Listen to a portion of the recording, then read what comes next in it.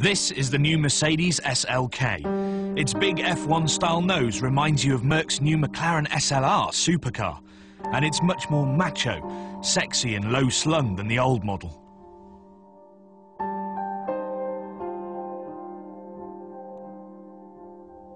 It's on sale this summer at prices from around £27,000 to £35,000, and on appearances alone it promises to be a really great car.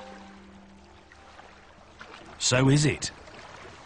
Well, just like the old SLK, the new one has an astonishingly clever roof. Now, I know that Renault and Peugeot both have super trick roof systems these days, but let's remind ourselves just how brilliant this one is. With just one press of this little button here, we convert from coupe to convertible in just 22 seconds. That's even quicker than the old car.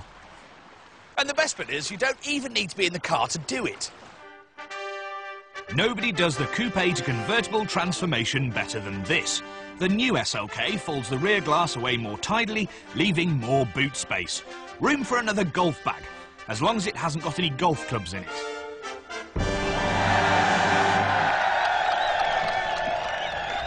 Inside we have revealed a rather dashing new interior. Now, immediately you sort of figure out that it's bigger than the old one, and it just feels more roomy as you jump in.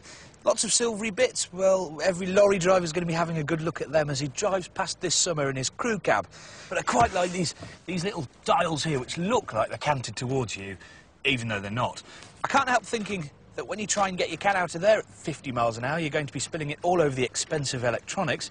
But the best thing about this car are these seats. Very thin, magnesium framed. You slide into them, and immediately it feels like you're at home.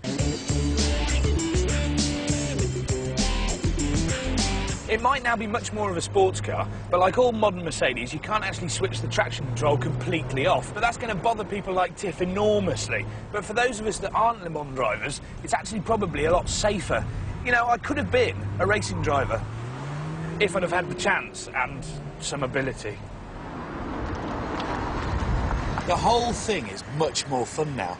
If the last 10% of driving pleasure isn't your thing, then you no longer need a Porsche Boxster to get that thrill. You don't even need a BMW Z4.